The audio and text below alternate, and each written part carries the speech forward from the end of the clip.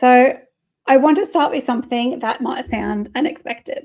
I don't say fuck you to cancer. And I know that phrase helps a lot of people.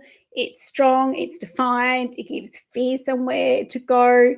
Sort of that's your language. I totally respect it. But I saw it the other day and I've been thinking about it and it's not mine because cancer didn't arrive as some random invader from my outside life. For me, it arrived in me, in my body, in a body that has carried a lot the past 43 years, a body that has worked hard, pushed through, held everyone else together, often at the expense of itself, of me. And I can't go to war with something that lives inside the same body that I'm asking to heal. So we love war language when it comes to an illness. Fight it, battle it, beat it, win or lose. And I'm sure I've used the same terminology in my journey. And I can understand why. War language makes us feel powerful when we feel powerless. But it also, I believe, does something quite damaging. And I think it splits you. So it says, your body has betrayed you. There's an enemy inside. One part of you must be destroyed so the rest can survive. And I don't think that sits right with me. Not that I've ever had to think about it before, but just processing things now because my body hasn't betrayed me. It has protected me for 43 years. So when people say, fuck you, cancer, what I hear beneath that might be like, fuck you, body. And I don't want to speak to myself like that. And I'm not saying that the people that say that do either. It's just that I've had time to process what's happened, that these things are starting to come up for me. And, the honest part is, yes, it has set me back. It's set me back physically, emotionally, practically. These school holidays have been crap for my kids. Like there's no romanticizing any of that. But at the same time, this was the shove that I needed to start practicing what I've been wanting to preach. The one I probably wouldn't have listened to otherwise, because like so many different people, my health had been sitting on the I'll get to it pile for years. And you know what? I have been pretty lucky. But it's really important. And I postponed it. And I postponed it a lot. I acknowledged it, but still didn't prioritize it. And if anything, this diagnosis has made one thing super crystal clear. My health does not get to take a back seat ever, ever, ever, ever again. Not to work, not to productivity, not to being capable of being reliable and strong.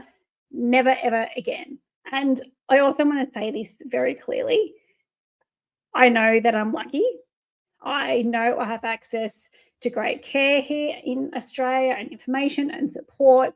I know that the odds are in my favor, and I know that not everyone gets to say that. Some people don't get early detection. Some people don't get good outcomes. Some people are not in good countries where they have access to great health. Some people do everything right and still don't win. They still pass away or they can't overcome their cancer. So this isn't me saying if you think differently, then you'll be okay. That's cruel. That's untrue. What I'm just simply saying for me and what suits me, and this might not suit you, and that is completely fine, but I'm only just, as I said, starting to process like the past few months. But given where I am now, right now, this is how I'm choosing to respond to this diagnosis. And for years, I've been learning about root causes. So, like stress, hormones, nervous system overload, inflammation, lifestyle patterns that look functional from the outside, but are quietly draining you from the inside. And I've known this stuff intellectually for a long, long time. But knowing and living it are not the same thing. And this is the year I stop masking symptoms. No more just managing pain or fatigue or anxiety or or burnout and calling it, this is normal. You're now 43, Stacy. You have children, you have these businesses, like, suck it up. This is just how it is. No more band-aids without curiosity, because prevention really is better than cure. And root cause is even better still. And this experience has stripped away any illusion that I can afford to ignore the early whispers of my body ever again. And this isn't about blame, it's about responsibility in the truest sense of the world. And it's my ability to respond. So that is why I don't say fuck you to cancer. As I said, this is my opinion purely. This is just my thoughts on what my journey is on. Because I don't want my healing to come from rage. I want my healing to come from awareness, respect, regulation, long-term change, me saying sorry to my body for doing this. Thank you for carrying me through for all these years. I will not take you for granted again. I can take treatment without hatred. I can accept medicine without aggression. I can support my body without declaring war on it, because you know what? My body isn't weak. I'm actually feeling pretty good, and I'm probably about midway through treatment. So I have been coping, and I have been making changes in my life, which I believe have reflected how I'm feeling right now. And, you know, right now, my body doesn't have to cope alone anymore, because the penny has finally dropped. But, you know, we're taught that strength has to be loud, and that if you're not angry, you're not serious enough, or that softness means that you're soft and you're not fighting. And, you know, I don't buy into any of that. Some of the strongest decisions I have made in this process have been quiet ones, and I will share them. But, you know, I am choosing rest. Like, I would never have done that. I'm choosing boundaries. I would never have done that. I'm choosing to slow down when my identity was built on speed. Like, people know me because just I'm always there getting shit done. And you know what? Not anymore. You know, and taking those boundaries and everything, that's not weakness. That's maturity, and me realizing that all of that would have led up to where I am today. So I hope that explains why I don't say fuck you to cancer. Instead, I'm saying I'm listening, I'm paying attention, and I'm changing how I live. So this has no doubt interrupted my life, but it was needed to correct my course. And while I didn't choose the diagnosis, I'm choosing what comes next. So health will no longer sit at the bottom of my list. It is my foundation. I'm finally treating that way. It's going to help me help you guys out there as well in your journeys and everything that I've been trying, I suppose, to do for the past few years with all the different learnings I've done, so like the clinical hypnotherapy and everything else that I've done. I truly think this has happened. You know, the whole happened for a reason crap, but this has happened, and I'm choosing to respond in a way that I know that I can help others, I suppose. So hopefully that has not offended anybody. As I said, if you say fuck you to cancer, as I said, I've probably said it as well.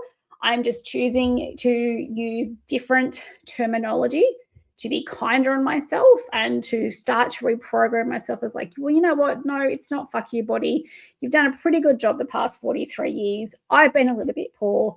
Let's fight this together. And then, you know, let's never have to go down this path before. And anything I can share with you guys, definitely I have been incorporating stuff, as I mentioned before, in my journey, which I will be sharing. I'm clearly not a doctor or anything like that. It's just more holistic methods that I've incorporated into my treatment, which obviously you need sign off for everything, so don't go too crazy. But yeah, I honestly think that, you know, it's happened for a reason, but it's definitely what I needed to stop me in my tracks and stop thinking that I'm invincible, because I'm not. If you don't have your health, you know, it's not going to be a fun ride. So happy to share the conversation offline. Thank you for listening. Please share it with someone if you know that they're going through cancer, or carers as well. Carers in this situation, I think, probably have it harder than us because it's hard for them to know what to do. I think I've done a couple of emails on that with my community, so make sure you sign up if you haven't joined our community yet. But the carers as well is something that I'm going to be just putting together, just helpful things. So take it, don't take it. Some might resonate, some might not, but I've been pretty open with my journey online as well. So again, thank you for watching, and I will catch you the next episode. Take care, guys, and please make sure you book in for any overdue checkups. All right, take care. Bye.